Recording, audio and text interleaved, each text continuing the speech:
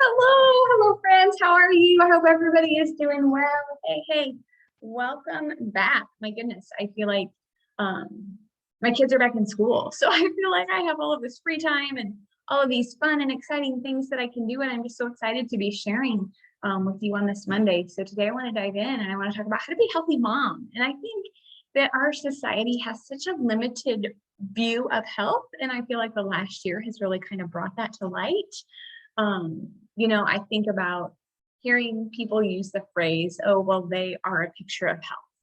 Well, what does that mean? Like, is that just looking at their physical appearance? Is that looking at their weight? Is that looking at the fact that, maybe that they look to have a healthy body weight, that they exercise? Like, what does that mean to be the picture of health? And I think that our dimension of health in society is just so narrow. It's so one-sided. And so I'd like to propose today that being a healthy mom is not only being healthy physically, but also mentally, emotionally, spiritually, and socially. It's being healthy in as many areas of your life as you can be. And I'm not talking about shooting for perfection. I'm a recovering perfectionist. So please don't walk away from this thinking that's what I'm saying. But I think, being a healthy mom or healthy parent, if you're even a dad who's listening to this, or maybe you're not a mom, maybe you're a caretaker, regardless, I think we need to really look at health from the whole picture. And we need to look at being healthy physically with how we nourish our bodies and the foods that we eat, and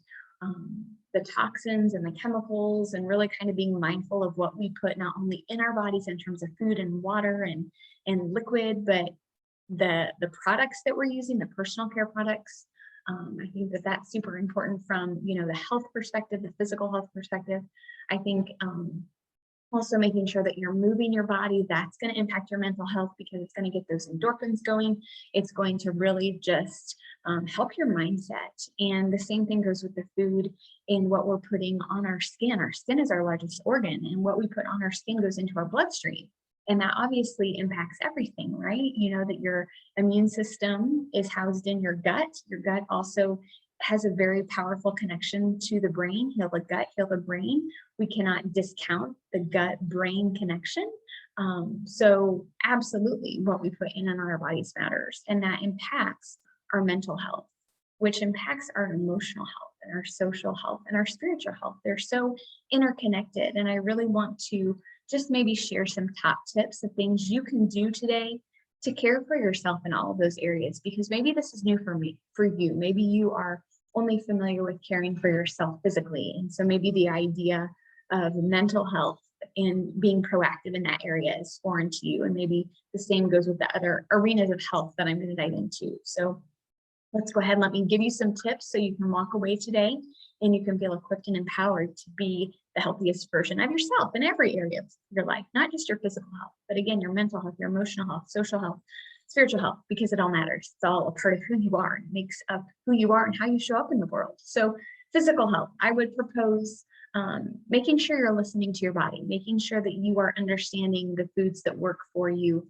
versus against you. I would propose honoring your hunger and fullness. I would propose really listening to your body and what it needs and when it needs it. And if you need help with this, I do help women with this in my Finding Freedom program.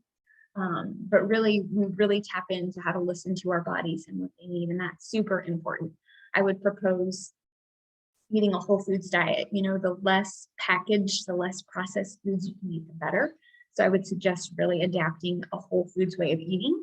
I would suggest staying hydrated, making sure that you're getting half of your body weight in ounces of water a day, because hydration is super important to, again, all components of health beyond physical health. I would suggest safe movement. I'm a big proponent of moving safely and making sure you are getting some movement in your life every day, whether it's going for a walk, or maybe it's going to a class, maybe it's swimming, whatever you enjoy. Just find something that you enjoy doing that's safe for you. So as far as physical health goes, we've kind of covered a little bit about the nutrition. We've covered about hydration. We have covered movement. So now I want to dive in a little bit to the mental health and some things you can do to really kind of be on your game in terms of mental health. And I think the first thing is being mindful of what you're putting in your mind. What are you allowing into your mind? Because that's where it starts. It starts in the mindset, and yet it's really not addressed. So I would suggest maybe taking an assessment of what you're allowing into your mind and really becoming aware of your thoughts and where they're coming from. If you don't do personal development, I would suggest doing it. I'm a big proponent of reading, listening to podcasts. If you're listening to this, shout out to you.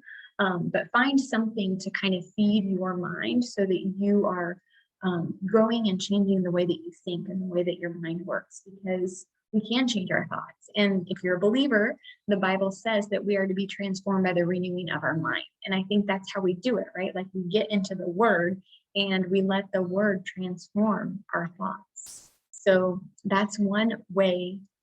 Actually, I just listed a couple things you could do for your mental health, is just to be mindful of what you're taking in.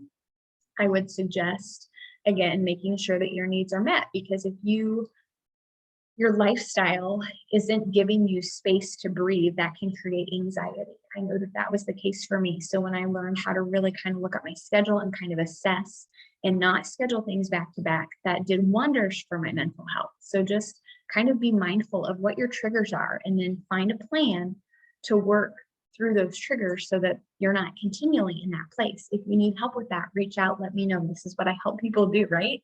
So mental health. Let's talk about emotional health. I'm a big proponent of having a safe space to share your feelings where you will not be judged, you will not be criticized. Sometimes we just need to get out what we're feeling and have that safe space without judgment or without criticism or without condemnation or guilt or shame or the emotion. Sometimes we put on us when we share something that people don't agree with. So find a safe space. I don't know if that's a friend. I don't know if that's a small group. I don't know if that's a coach. I don't know what that is for you, but make sure you have a safe space where you can share your emotions.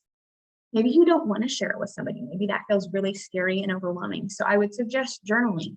Journaling is a great way to get those emotions out, because sometimes, you guys, we just need to get out what's in. So it doesn't hold us captive and it doesn't come out sideways, but we need to get it out. So whether that, again, is with a trusted friend, a small group, a counselor, a coach, journaling, whatever that is, make sure you are having a safe space to express your emotions. I think that's super important for our emotional health.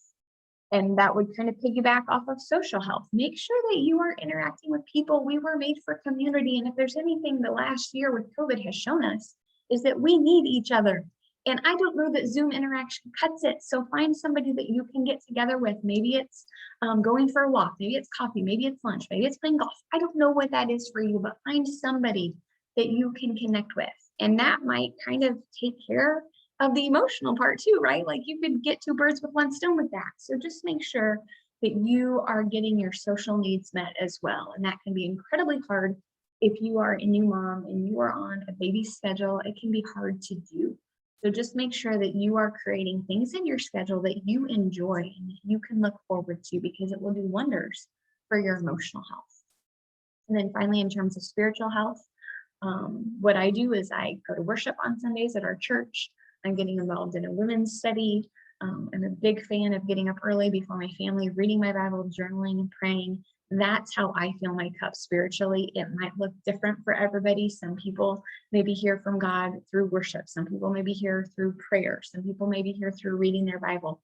Whatever that is for you, figure out how God speaks to you and how you best hear him, and position yourself in a way that you can hear him. Give yourself that time and that space and that permission to do that, because it's so important. All of these areas of health make up who we are. They affect every area of our life. They affect how we show up in the world. They affect how we parent. They affect how we spouse. They affect how we work. They affect everything.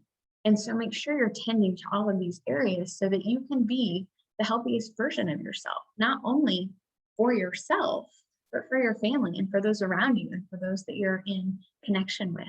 And so I hope this is helpful. I hope that you had some takeaways here. I would love to hear any ahas that you may have had.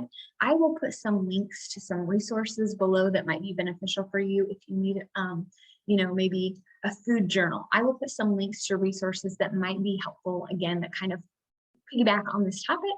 And if you're interested in connecting and learning more about what I do as a coach and how you can be the healthiest version of yourself and how you show up in the world, please let me know. I offer complimentary coffee chats where I chat with people and we really kind of figure out where they are and where they want to be. That's what coaching is. We help you get from where you are to where you want to be. So if that's of interest, please let me know. So I hope you have a beautiful week, and I'll see you next week. Bye.